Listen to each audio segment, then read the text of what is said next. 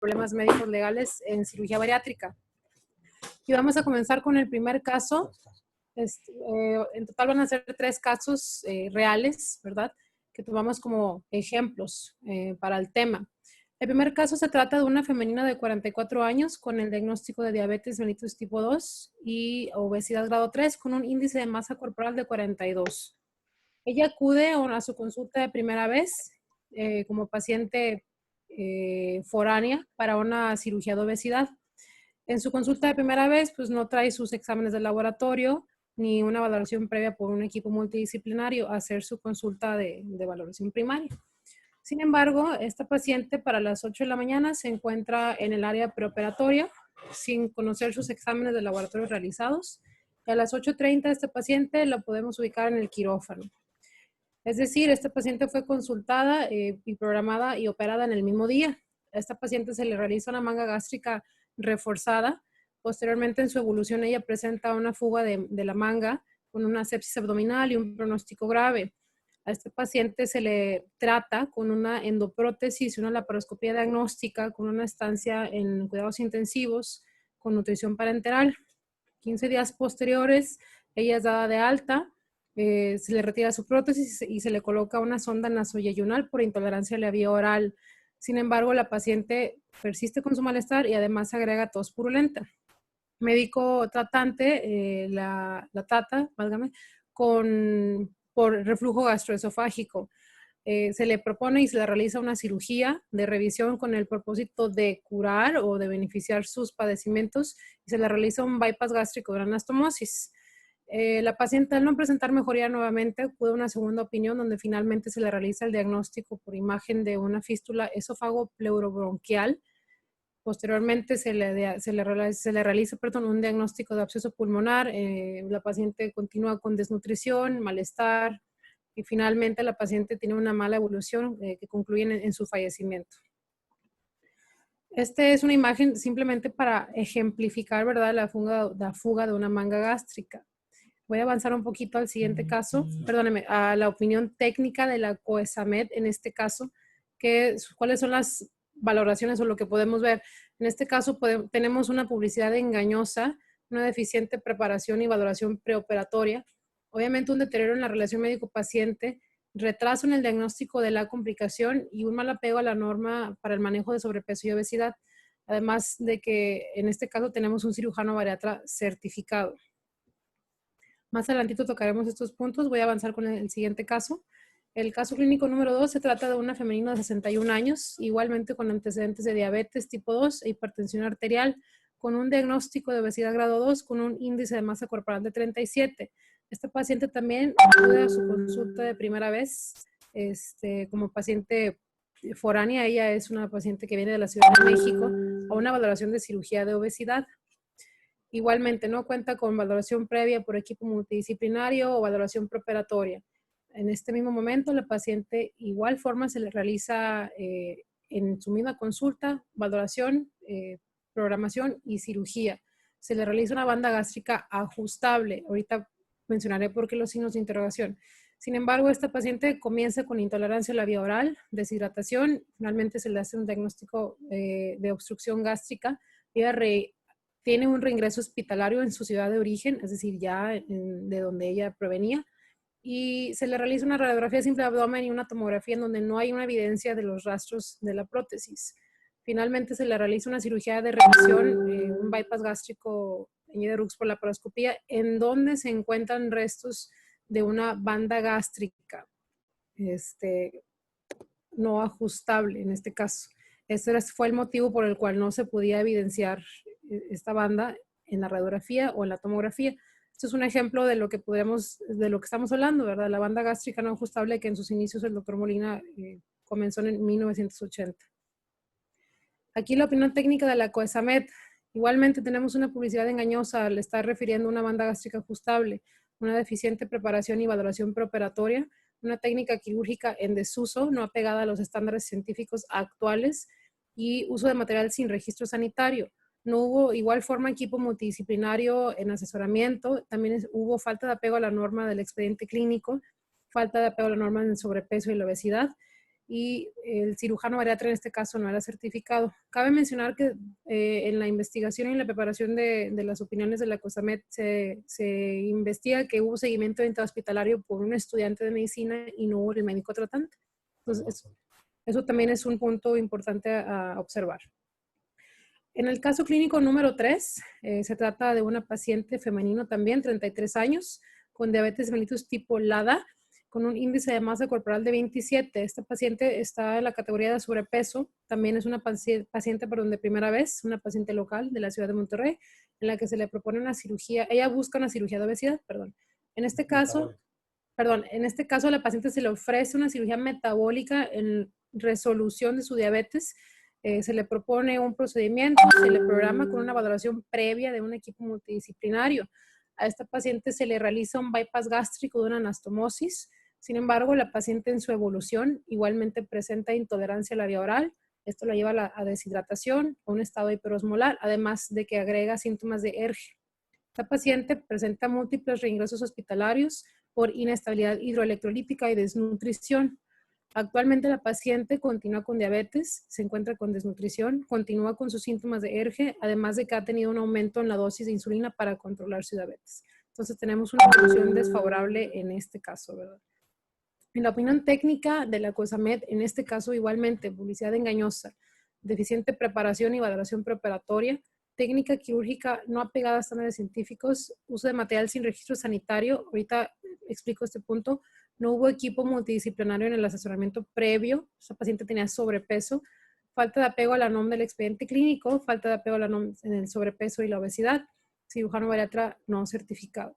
Durante la investigación de este caso también se encontraron uso de materiales engrapadoras extranjeras sin registro sanitario, ¿verdad? Entonces, bueno, no sé si hasta aquí hay alguna duda, algún comentario. Bueno, en los 3 casos hubo la necesidad de una resolución. De acuerdo a toda la evidencia objetiva de estos 3 casos presentados, testigos, pruebas periciales, se decide por parte del juez a favor de los pacientes y los familiares, teniendo que saldar daños y perjuicios en los 3 casos por parte del cirujano. Entonces, ya desde hace muchos años, 400 años antes de Cristo, existe el primer documento que avala la calidad de la atención, ¿verdad? El juramento hipocrático, donde nos menciona y nos dice que no practicará la talla vesical quien no sabe hacerla, es decir, aquel que no esté certificado, que no esté en sus facultades para hacer algún procedimiento, no debe de realizarlo. Y esto lo dice Hipócrates desde hace mucho tiempo: primero no hacer daño, sobre todo no hacer daño, ante todo no hacer daño, antes que nada no dañar, ¿verdad? ¿Y esto por qué? Bueno, dentro de la medicina y de la ciencia no hay ninguna otra área tan llena de mentiras como la obesidad. Hay muchas partes interesados en el tema de la obesidad, ¿no? La televisión, los comerciantes de medicina alternativa, cirujanos plásticos, nutriólogos, etcétera. Nosotros como bariatras también estamos formando parte de los interesados dentro de este tema tan importante. Aquí entra el papel del fellow, ¿verdad? O sea, el fellow acaba su entrenamiento en cirugía de obesidad y ¿qué sigue? ¿Qué decide? ¿Qué es lo que tiene que hacer? Nos vemos en la necesidad de empezar la publicidad. Al final de cuentas, la publicidad son mentiras, dice este escritor famoso, escritor inglés: publicidad son mentiras legalizadas, incluso aquella engañosa.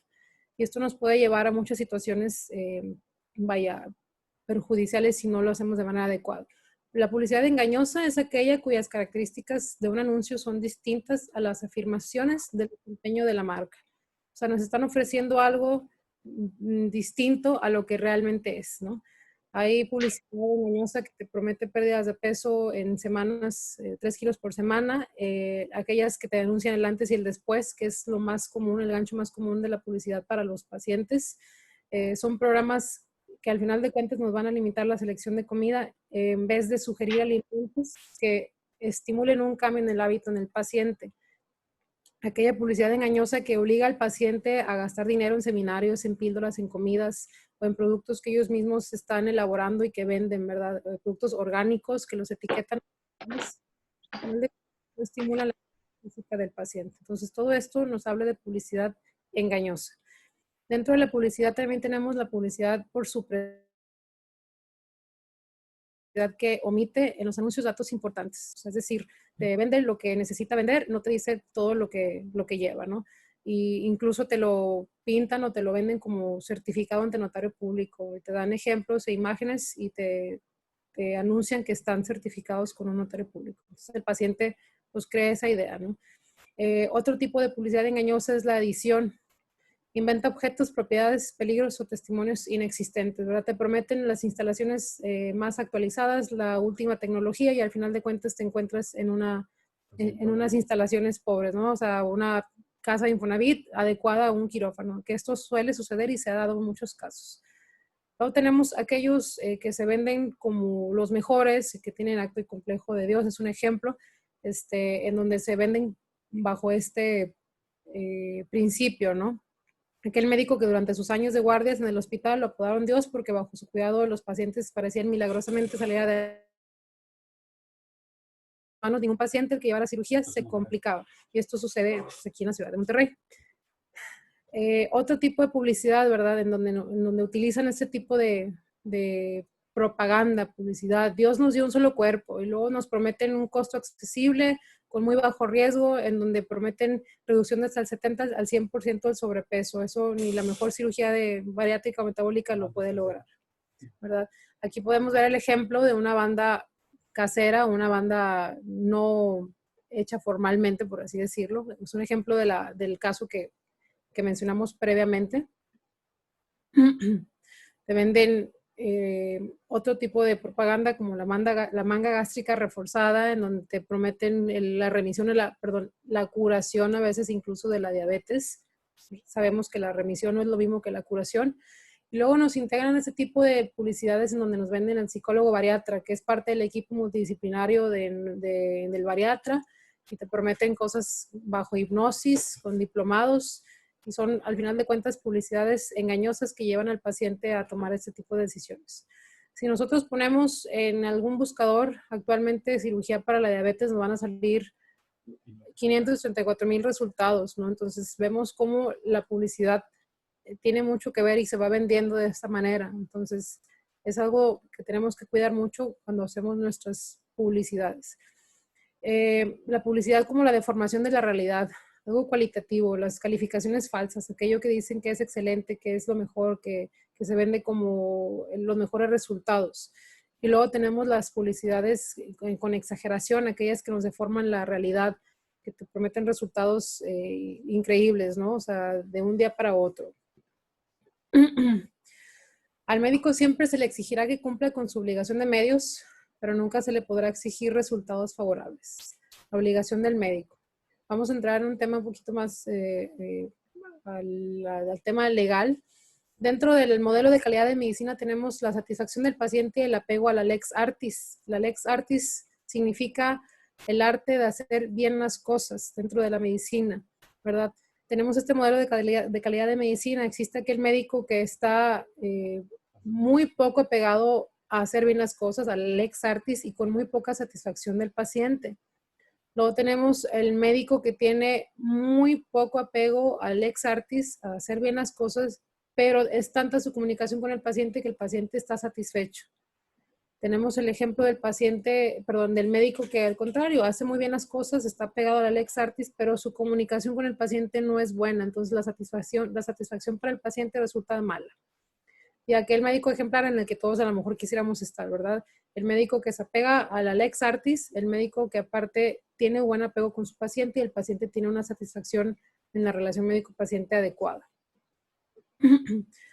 ¿Por qué existe el conflicto, la génesis del conflicto médico-paciente? En muchas situaciones. A lo mejor hay una atención parcial, no hay una atención multidisciplinaria, hay algún maltrato en el hospital o una falta de cortesía, existe la opinión de otro médico que a lo mejor hace dudar de la opinión del primer médico, hay un trato de clientes o una actitud paternalista de nosotros hacia nuestros pacientes, y algo de lo más importante es la mala comunicación médico-paciente, sin mencionar el daño a la salud. Entonces, estas son las causas del conflicto de médico-paciente.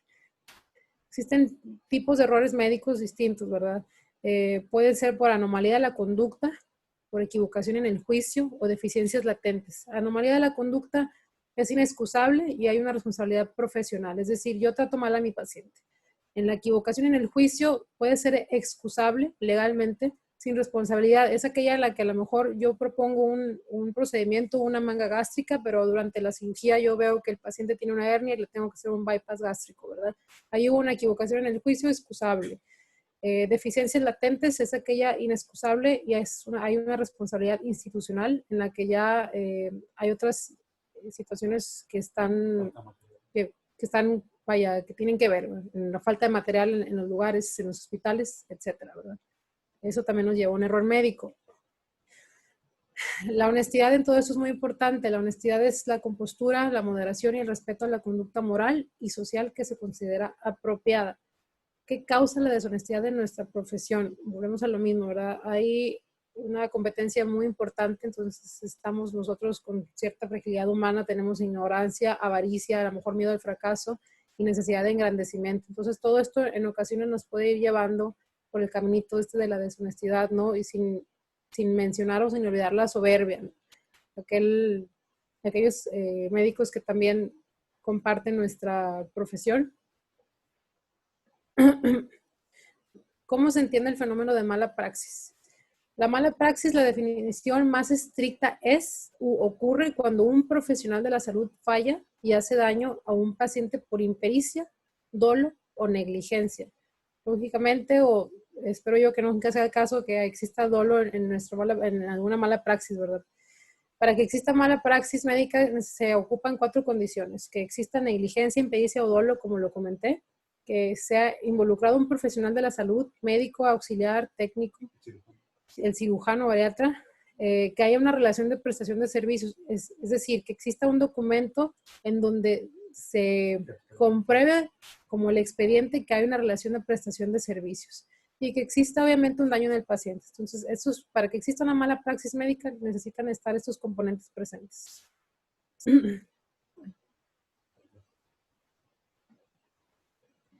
Bueno,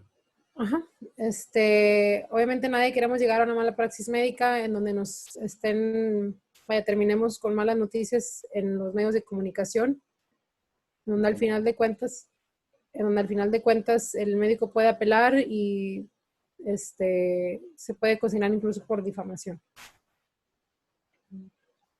Bueno, ¿por qué acuden los pacientes a los medios de comunicación? Hay ya mucha burocracia en los trámites, existe uso excesivo de la vía penal, los pacientes ya no confían realmente en el sistema, ¿verdad? Entonces ellos buscan una alternativa y empiezan a ir con los medios de comunicación. Entonces existe esta situación en donde hay mucha difamación actualmente, con mayor razón con tantas redes sociales. Hay un deterioro en la relación médico-paciente, el paciente está molesto y existe además la presencia de la medicina defensiva. Entonces buscan otras alternativas. Sin olvidar que cuando nosotros presentamos un servicio, prestamos un servicio, hacemos un contrato tácito, o sea, es una relación de buena fe de ambas partes. Yo estoy prestando un servicio, el paciente está pagando y esto genera un compromiso. Entonces es un contrato tácito verbal en donde no hay nada por escrito. De buena fe se hace un servicio nada más, ¿verdad?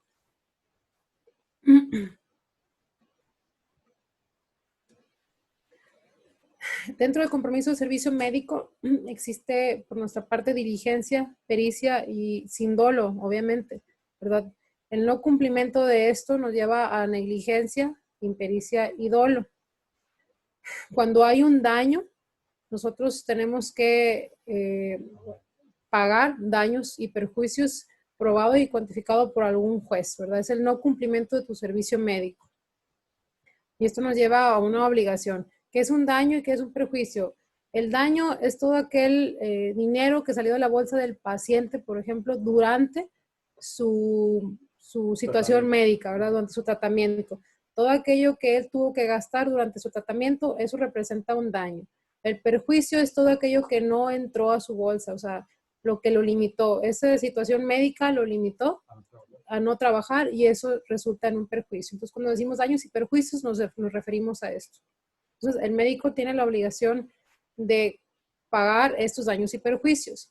El tipo de daño puede ser una incapacidad, que puede ser parcial o total, puede resultar en muerte o puede ser un daño moral, donde no necesariamente es un daño físico, pero afecta la vida del paciente, su bienestar, su dignidad o su integridad. El delito. Nosotros al cometer, al hacer un daño, podemos cometer un delito. El delito es todo acto u omisión que causó el daño. Y este puede ser culposo, imprudencial, que por lo general y en la mayoría de las ocasiones nosotros entramos en ese tipo de delitos imprudenciales, y aquel delito doloso, intencional, en donde existen ya otras situaciones. Dolo es cuando se hace con intención.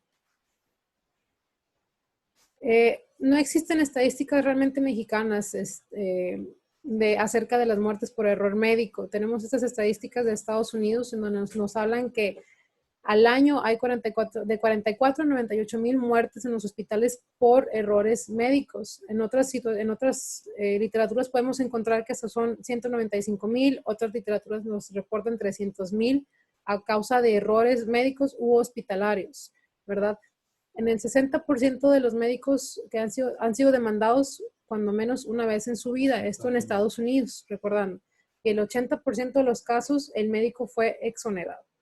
Entonces, voy a dar la revisión de un artículo que nos habla del análisis médico legal de demandas, ¿verdad?, ante la práctica de la cirugía bariátrica. No hay hay alguna literatura, pero no hay mucha literatura que nos describa como este artículo. Entonces voy a hablar un poquito acerca de esto. Este artículo nos habla de este tipo, de las siguientes operaciones, en donde vemos que el bypass gástrico por laparoscopía fue la cirugía más frecuentemente realizada en un 45%, seguido de un bypass gástrico convencional en el 33%. Recordando que este es un artículo ya un poquito de años atrás, ¿verdad? Estos fueron los datos demográficos de los pacientes dentro de este artículo, y aquí lo importante es la atención al cirujano. En el 42% de las ocasiones de las demandas, los cirujanos tenían menos de un año de experiencia. En el 26% de los cirujanos tenían menos de 100 casos en experiencia, y el 38% de los cirujanos tenían más de 300 casos. Esto nos habla que a lo mejor no importa tanto la experiencia, porque son 300 casos, ¿verdad? Sin embargo, a lo mejor con el tiempo van perdiendo el cuidado o el respeto y van siendo descuidados con el manejo, con el paciente, se confían, ¿no? El 69% tuvo un entrenamiento formal en la residencia, y de estos 29 cirujanos tenían fellowships en laparoscopía y o cirugía bariátrica. 2 cirujanos habían completado un entrenamiento de 4 a 6 semanas enfocado a cirugía bariátrica laparoscópica. ¿Okay? Las complicaciones en esta revisión, que es lo que nos importa, ¿verdad?, lo que nos lleva a los tribunales, lo que nos causa la demanda, en el 53% de las ocasiones fueron por fugas. El 33% fueron a causa de abscesos intraabdominales, el 18% por obstrucción intestinal y el resto por lesión a órganos, complicaciones de la vía aérea o embolismos pulmonares. En el resultado de estas situaciones, de las complicaciones, el 50% terminaron en el fallecimiento de los pacientes. El 50%, o sea, la mitad de estas complicaciones se murió el paciente. El 28% terminó con una recuperación total, el 12% con una discapacidad menor y el 7% con una discapacidad mayor. Entonces vemos que como quiera la estadística es bastante grande. Tiempo de presentación de las complicaciones. 69% de las complicaciones ocurrieron en el mismo día. El 32% fueron transoperatorias. El 8% fue en el tiempo postoperatorio, en el día 1 o 3. El 23% después del día 4 hasta el 192. Todo esto porque nos habla de que hubo un retardo en el diagnóstico, ¿verdad? Fugas, abscesos, obstrucción intestinal, hubo un retardo en el diagnóstico. Solo 8% de las situaciones fueron por error técnico durante la cirugía, y en el 28% de los casos se comprobó que fue por negligencia. Otra situación importante, otro fenómeno que se observó es el fenómeno de caída en el bastón de mando. ¿Qué significa esto? En el 15% de los casos el cirujano abandona la ciudad o fue cubierto durante su turno. Esto en ocasiones lo podemos ver en los cambios de turno de mañana, vespertino, nocturno, en algunas instituciones en donde se va entregando ahí el paciente, y esto provoca un retardo en ocasiones en el diagnóstico y esto un retardo en el tratamiento. Además de que hay una pobre comunicación o pobre familiaridad con el caso, ¿verdad? Entre otros factores precipitantes, de lo más importante es En el 22% de las situaciones no hubo un consentimiento detallado, o sea, no se detalló el consentimiento como tal, o sea, lo que se le realizaba al paciente. Y en el 23%, importante también, de los pacientes no acataron las recomendaciones preoperatorias. Estos son otros factores que pueden influir, ¿verdad?, en estas complicaciones. Entre otros, pues hábitos dietéticos, no acudían a sus citas y las facturas fraudulentas. Aquellos que se programan de una cirugía de un tipo y termina siendo otra cirugía, ¿verdad? Es decir, yo programo un ISEN y opero realmente un bypass, por ejemplo, por mencionar algún ejemplo.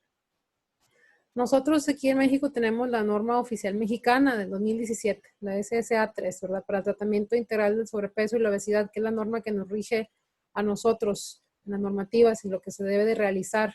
Aquí vemos que se estipula que se deberá contar con certificación en cirugía bariátrica o endoscópica emitidos por el consejo correspondiente y conocer el tratamiento integral del paciente con obesidad, entre otros puntos, ¿verdad? En el 2011 se realizó un decreto presidencial en donde nos dice que se debe tener un certificado vigente del especialista que acredite la capacidad y la experiencia en la práctica de los procedimientos y técnicas correspondientes, de acuerdo a la Lex Artis. Recordando otra vez que la Lex Artis es hacer bien las cosas, ¿verdad? En la práctica médica.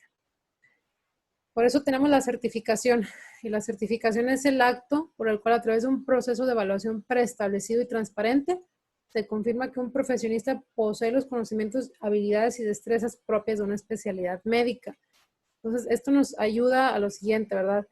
Antes de una demanda, ¿qué podemos hacer? Prevenirla. Hay que prevenir. Después de una demanda, pues enfrentarla. ¿Cómo podemos prevenir nuestra o alguna situación como tal? Teniendo nuestra documentación en regla, ¿no? El título, nuestra cédula profesional, el certificado, cédula especialidad, consejos y recertificación reciente, o sea, vigente, no nada más tenerla, sino tenerla vigente. El expediente clínico es otra cosa importante, debe estar completo y eso también lo rige la norma del expediente clínico. Son maneras de prevenir nosotros una situación legal. Las buenas relaciones y la buena comunicación, tanto como el médico, paciente, médico, familia. ¿Cómo enfrentarlo? ¿Cómo enfrentar una demanda? Ya el cirujano es demandado. El contrato médico-paciente no se cumplió. Hubo negligencia, hubo impericia, hubo dolo. Negligencia es el descuido, la impericia es realizar algo que no estás capacitado y el dolo es hacer algo con intención. ¿Cómo se enfrenta? Hay dos maneras de que nosotros podemos enfrentar una demanda. Esta puede ser demanda civil, en donde el demandante es el paciente o el familiar, y aquí solamente se pide una reparación de daños, recordando que el daño se repara con dinero económico. ¿Ok? Otra manera en la que nosotros podemos enfrentar una demanda es la demanda penal. Esa demanda nadie la quiere enfrentar, ¿verdad? Es una demanda penal. Aquí el demandante es el Ministerio Público y la manera de pagar el daño y perjuicio no es económico, sino es ya un juicio penal y muchas veces termina en encarcelamiento. Pudiera terminar en encarcelamiento. El procedimiento es la misma manera dentro de los dos tipos de demandas. En la demanda civil y la demanda penal va a haber una etapa de conocimiento, va a haber un desahogo de las pruebas, va a haber alegatos, la defensa y una sentencia. Hay otra alternativa de enfrentar una demanda, que es la CONAMET. La diferencia entre la vía judicial y la comisión pues son bastantitas, ¿verdad? La comisión, tenemos que hay voluntad de las partes. Tanto el médico como el paciente está de acuerdo con llegar a algún acuerdo. El tiempo es más corto, hay imparcialidad, ¿verdad? No genera pleito y el dictamen pericial es imparcial. La vía judicial, pues es todo lo contrario. El tiempo es más largo, no hay imparcialidad, siempre hay un culpable, sí genera pleito y obviamente no hay voluntad de las partes. Siempre hay alguien que dice que sí, hay alguien que dice que no.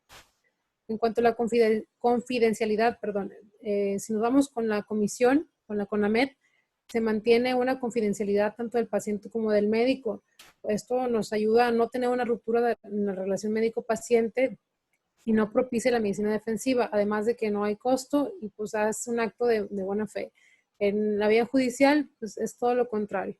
No hay confidencialidad, se presta a medios de comunicación, obviamente hay una ruptura de relación médico-paciente, o sea, aquí hay una discusión, hay una pelea. Por lo general, la reacción del cirujano ante una demanda, pues hay algo de enojo, depresión, ansiedad, insomnio, y a lo mejor el cirujano ya cae en una paranoia excesiva, ¿verdad? Hay un temor, o sea, se pierde esa confianza. Estrategias durante alguna situación de demanda. ¿Qué hacer después? Pues hay que aceptar la situación, hay que aprender de la situación, repasar el error, discutir, compartirlo tal vez, reconocer las fallas y descansar. Una frase aquí de algún cirujano anónimo que pasó por alguna situación familiar: esta fue la experiencia más impactante de mi vida. Considero que soy mejor después de haber pasado por ello, pero únicamente debido a que decidí que podría amargarme o superarme, y elegí lo último. Entonces, ante una demanda tenemos de dos, ¿verdad? O seguimos o no seguimos. Como conclusión, los pacientes con obesidad son un desafío. Los diagnósticos oportunos muchas veces son retrasados. El reconocimiento de las complicaciones muchas veces son retrasados. Y eso también nos lleva a la confusión de hallazgos físicos debido a la obesidad del paciente. El paciente con obesidad no es lo mismo que un paciente con peso normal. Hay hallazgos físicos que no son los mismos. Muchos cirujanos por lo mismo adoptan una sola técnica porque es más sencillo familiarizarse con una sola técnica, y por lo mismo hacen un uso indiscriminado de la misma. A veces hay una pobre selección de los pacientes, o una falla en la técnica, o una inhabilidad para predecir los resultados, ¿verdad?, de una cirugía.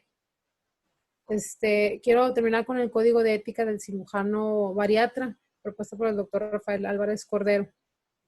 Nos recuerda que yo como cirujano bariatra declaro que, el primer punto, el único y principal objetivo de mi actividad quirúrgica será el bienestar de mis pacientes. Obviamente nosotros estamos en pro del bienestar del paciente, haciendo lo mejor para el paciente. La cirugía bariátrica metabólica va en pro del bienestar del paciente, y es lo que se busca con la misma. Pondré todo mi esfuerzo para capacitarme en mi disciplina y estaré atento a todos los avances técnicos y científicos al respecto. O sea, nosotros no basta nada más con haber estudiado un curso o con haber concluido la residencia o una capacitación. Hay que estarse actualizando en el avance tecnológico y el avance científico. Hay que estar actualizados. Me rodearé de especialistas en las disciplinas relacionadas con el manejo integral de la obesidad para ofrecer la mejor atención a mis pacientes. Sabemos como tal, incluso la norma lo maneja, que el manejo de la obesidad es integral, es multidisciplinario. Entonces nosotros tenemos que tener el conocimiento del especialista alrededor: nutrición, psicología, cardiología, medicina interna, etc. Punto número 4. Realizaré mis intervenciones quirúrgicas únicamente en instituciones hospitalarias que cuenten con todo lo necesario para atender a mis pacientes. Y esto sucede en muchas situaciones en las que se hacen intervenciones quirúrgicas en lugares en las que a lo mejor no cuentan con lo mínimo indispensable para una cirugía bariátrica. Informaré a mis pacientes en forma clara y sencilla sobre las diversas opciones para el manejo de su obesidad, sin ocultar o deformar la información respecto a beneficios y riesgos. Y este punto nos habla también acerca de la publicidad engañosa para el paciente. Obtendré en cada caso el consentimiento informado del paciente. Pondré mi mejor esfuerzo y capacidad en cada intervención quirúrgica, sabiendo que solo yo soy el responsable del equipo quirúrgico. El médico tratante siempre es el médico a cargo, el responsable tanto de su paciente como del equipo quirúrgico y su alrededor.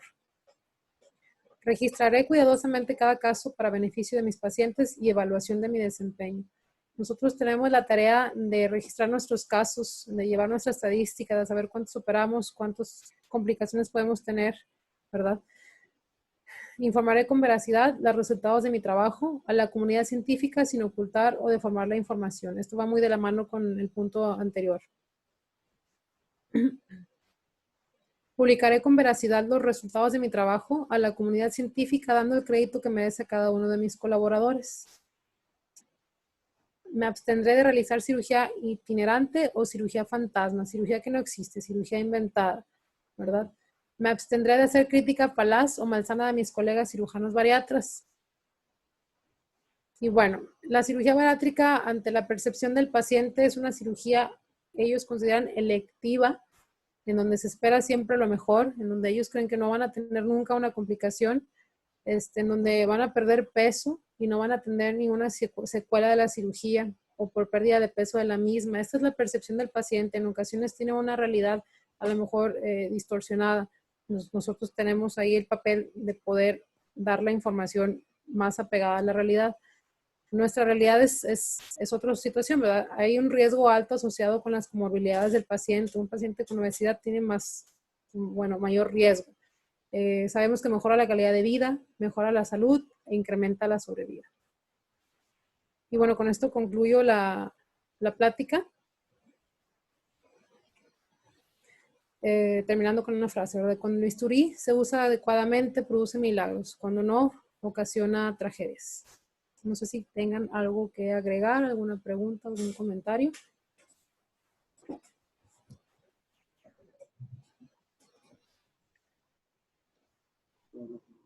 Doctor, hay una pregunta aquí en el chat que dicen, no sé si alguien de el doctor Noé o el doctor Zorrilla saben si la difamación constituye un delito ante una demanda también.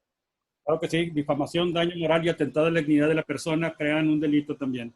Nada más que tiene que tener, ¿cómo se llama? Suficiente, hay que tener testigos acerca de todo esto y tener evidencia objetiva. Pero es difamación, daño moral y atentado a la dignidad de la persona. Las tres van juntas. Ok. Y la otra es, por aquí ponen, aparte de los requisitos que dio la doctora para hacer las cosas, pues, título, cédula, el consejo, que si en algún lado viene pertenecer a un colegio como un requisito o algo que ayuda al cirujano. No, realmente no. Lo que hace el colegio, la certificación, que es a través del Consejo Mexicano de Cirugía General, te califica lo que es la destreza, habilidad, conocimientos. El colegio ve por la parte ética y moral de cada uno de sus asociados. Entonces, los que pueden juzgar y castigar a un profesionista es el mismo colegio. ¿Ok? De hecho, puede meter una sanción, o puede sancionarlo excluyéndolo del colegio o hacer una denuncia ante las autoridades competentes en caso de que ese cirujano esté haciendo una mala práctica prácticamente, o mal uso de recursos hospitalarios, o esté engañando a pacientes, etc. ¿Okay? De eso se encarga, ¿cómo se llama el colegio? El colegio, claro, también se encarga de enseñanza y tiene algunas otras funciones, pero eso es en cuanto a la parte ética y moral. Okay. ¿Algo más, Carlitos? ¿Carlos?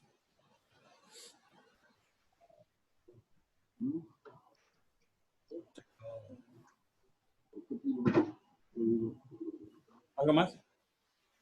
Palabra, Armando Castillo. ¿Cómo está, doctor? Hola, doctor, adelante. Saludarte. Doctora, muchas felicidades. Me encantó su plática. Estos temas muy interesantes. Gracias. Usted, muchos callos, pero muchos callos, ¿verdad? A la gente también que estamos dentro de la sociedad y dentro del colegio. Esto que te tocó y de que conocemos a los pacientes un día antes y los recuperamos es algo que pues, se hace cotidianamente y lamentablemente, pues, bueno, cada quien tiene su forma ética de verlo, pero tocó usted cosas muy interesantes y que yo creo que la gente que lo hace no va a cambiar, pero mandó usted un mensaje muy interesante para los jóvenes. Me parece que los jóvenes deben de tomar en cuenta todo esto y cada vez, conforme pasa el tiempo, la gente está más consciente y la gente puede demandar. Yo la felicito a Noé, felicito a Zorrilla. Me gustó mucho su plática y creo que una buena lección para los jóvenes, porque los que ya estamos viejillos no vamos a cambiar. Un abrazo. Muchas gracias, doctor Castillo. Doctor. Lo más quiero hacerles una recomendación. No, en su publicidad, no pongan fotos de antes y después, porque lo que están haciendo es que están... Perdón, no es COVID, ¿eh? No pongan fotos de antes y después, porque lo que están avalando es cirugía estética. No están avalando cirugía para la salud, ¿sí? Y ahorita todo esto lo ve el juez. No existen las mangas gástricas reforzadas, no existen las mangas gástricas verificadas, no existen los bypass gástricos europeos contra los bypass gástricos americanos. Las cosas tienen sus nombres y hay que utilizarlas como son, porque para el juez no existe la manga gástrica reforzada, para el juez no existe la manga gástrica verificada, y si existe, el cirujano va a tener que demostrar con evidencia objetiva de que realmente hay un procedimiento que se llama manga gástrica verificada, manga gástrica reforzada, bypass gástrico europeo, bypass gástrico americano. etcétera. ¿Ok? Los procedimientos existen y tienen su nombre. No los alteren. ¿Ok? No pongan fotos de antes y después. Sabemos que la cirugía es para salud. Sabemos que no es cirugía para estética. Hay una fiscalía en Cancún, ¿sí? Con un juez que han ganado todas las demandas médico-legales. Los abogados están aprendiendo y van a pasar su curva de aprendizaje y seremos una presa fácil de ellos. Acuérdense una cosa, los abogados viven del pleito. ¿Ok? Nosotros como médicos vivimos de hacer una buena medicina. Así es que desde el año de 1997 el doctor Álvarez Cordero dejó este código que tenemos que usarlo, ¿sí? Y aplicarlo siempre para el bienestar de nuestros pacientes.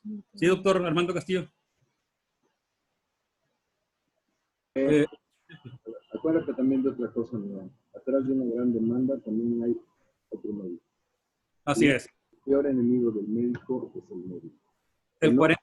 Cumplimos con lo último que dice, que el médico no debe hablar, ¿verdad? Y cuando se dicen las demandas, hay otro médico atrás. ¿Por qué? Porque tiene envidia, porque por alguna otra razón, pero también entre nosotros hacemos que se provoque nuestra felicidad. Exactamente, doctor. De hecho, el médico de ornato, que es el que no se apega a la Lex Artis, pero que tiene buena satisfacción del paciente. Es decir, es el médico que cuando la paciente cumple años, le manda tarjeta de cumpleaños. En Navidad le manda la tarjetita de Navidad. El Día de Reyes le manda un regalito. Ese médico, sí, el médico ornato, es el más peligroso porque es el que ocasiona el 40% de las demandas contra otro médico. Estamos hablando que un médico ocasiona el 40% de las demandas hacia otro médico. No sé si hay alguna otra pregunta o algo. Aquí Y en el el doctor chat, Noé. Pantoja. El doctor Pantoja pide la palabra. Adelante, doctor. A mí me gustaría recalcar una parte que creo que es fundamental, que tiene que ver con algo que mencionaste en la plática y me uno a la felicitación de Armando de cómo lo hicieron. La verdad es que me gustó mucho también. Que tiene que ver con la CONAMED. Es muy importante recordar que la CONAMED está básicamente para ayudar a los médicos también. La postura inicial es una postura de conciliación. Y por desgracia, las compañías y las bufetes de abogados que llevan los seguros estos de mala praxis que tenemos en general todos, lo primero que te hacen es desanimarte y decirte que por ahí no debes de ir, que no le hagas caso a la CONAMED y que no vayas a la CONAMED. Lo hacen básicamente porque de eso no van a ganar nada de dinero, van a ganar dinero del juicio y la CONAMED va a implicar una pérdida de tiempo y de esfuerzo para los abogados. Pero mi recomendación tiene que ver más con, pues, ni para qué explicarles, pero el abogado de nutrición le caí muy bien y él, cada que hay alguna demanda del hospital, me pide que si lo acompaño a la CONAMED.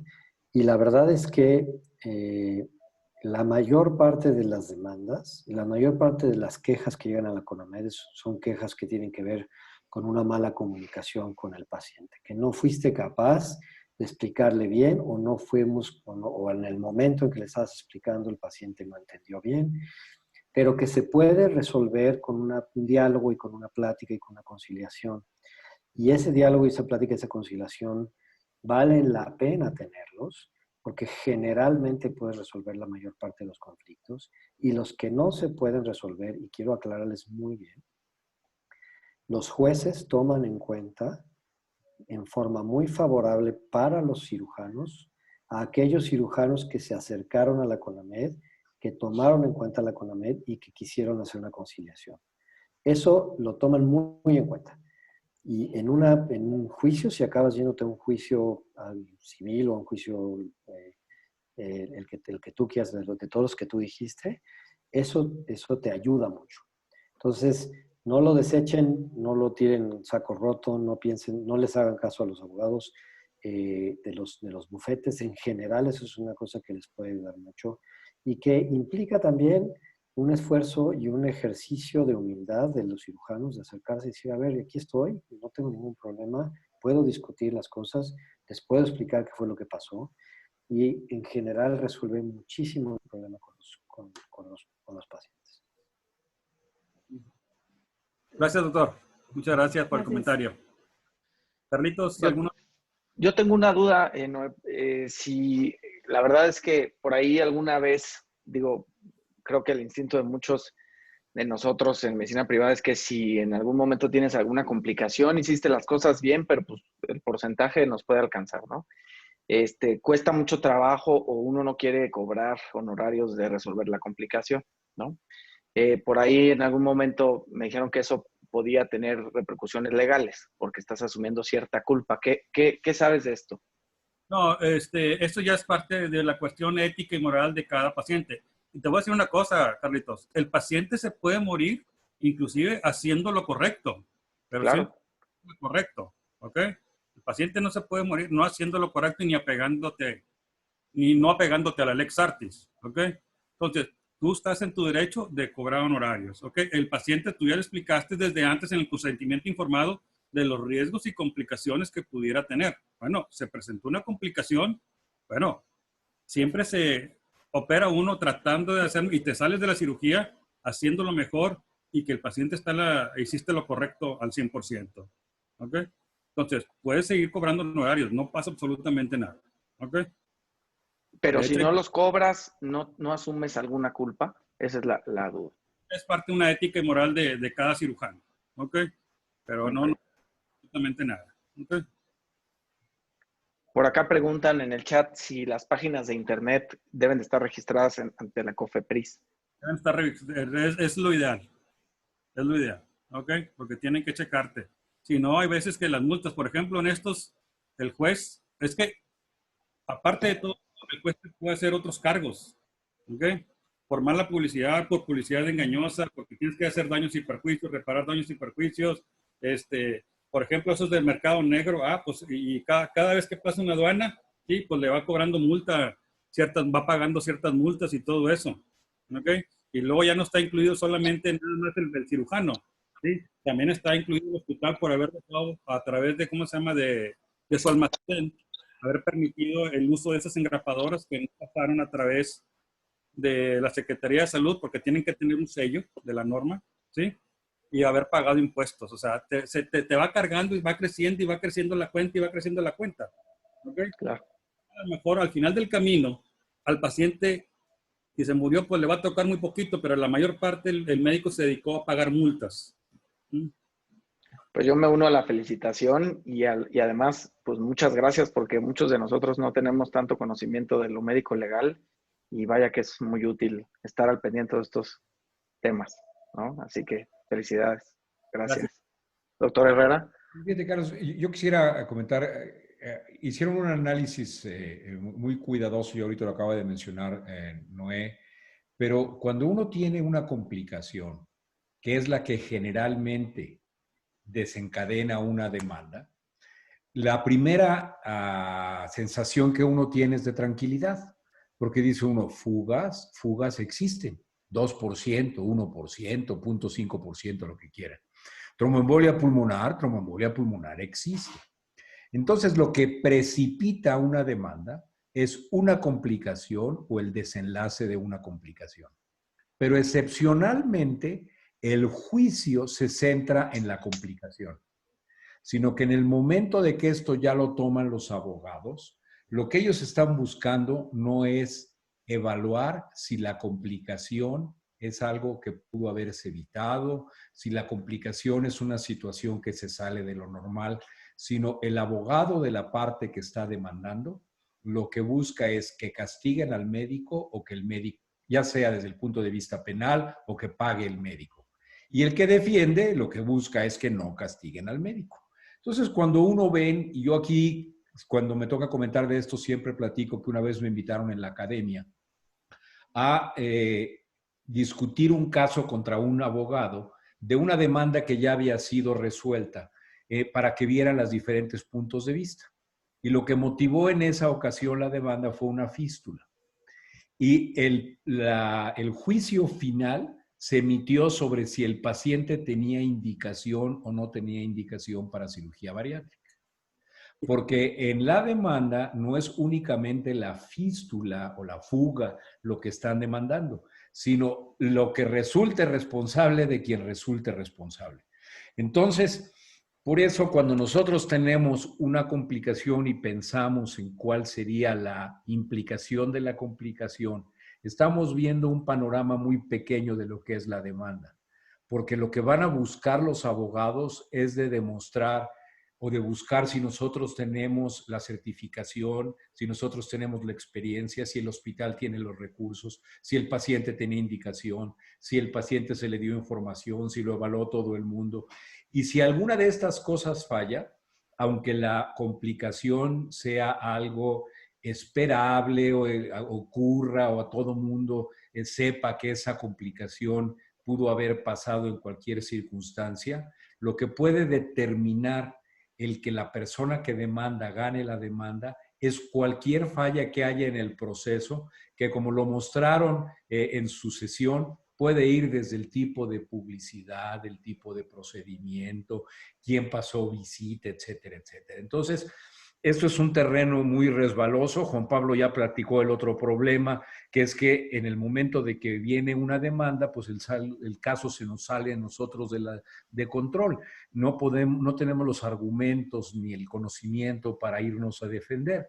Y al pasarlo hacia un abogado, pues entonces van a preferir seguir el proceso más largo y que tenga una mayor beneficio económico para ellos. Entonces, por eso llegamos a estar enfrascados en juicios muy prolongados, tanto penales como civiles. Así es, pues el abogado vive del pleito y entre más largo sea el pleito, pues más gana el abogado. La ventaja de la comisión es que hay abogados y esos abogados actúan como árbitros. Entonces, no nos cuesta nada absolutamente. Siempre lo mejor es ir a la comisión, ¿sí? Llegar hasta la conciliación y ver las posibilidades que tenemos de ganar o no ese problema, que si ya nos enfrentamos a ellos y si ya tenemos que vamos a perder, hay que apechugar y ni modo, asumir las consecuencias, ¿ok? Porque como dijo el doctor, si no hay indicación en un paciente, hay complicación. Muy bien. No sé, Carlitos, ¿alguna doctor? Gracias por su comentario. Pues, acá en el chat ya no hay dudas, doctor. No, pues felicidades, gracias por haber presentado la sesión. En realidad, si tú, Carlos, no tienes ningún otro comentario en cuanto a las evaluaciones o todo, creo que podemos cumplir. Juan Pablo está pidiendo la palabra. Sí, yo de entrada nomás quiero agradecer a todos los que participaron en la evaluación de los sustentantes de este año, que sé que la mayor parte de los profesores que están aquí han participado. Hay unos resultados muy interesantes que les vamos a compartir en términos educacionales para todos los directores de los cursos y que ya veremos eventualmente, pero de verdad tengo de parte del Consejo pues un agradecimiento profundo por el esfuerzo y por las ganas de participar y de ayudarnos, ¿no? Nos vemos el sábado para los... Con mucho gusto. Nos vemos el sábado para los de cirugía general. Así es. Muchas gracias. Bueno, gracias a todos. Buenas noches. Saludos a todos. Buenas noches. Fuerte abrazo. Gracias. Un abrazo.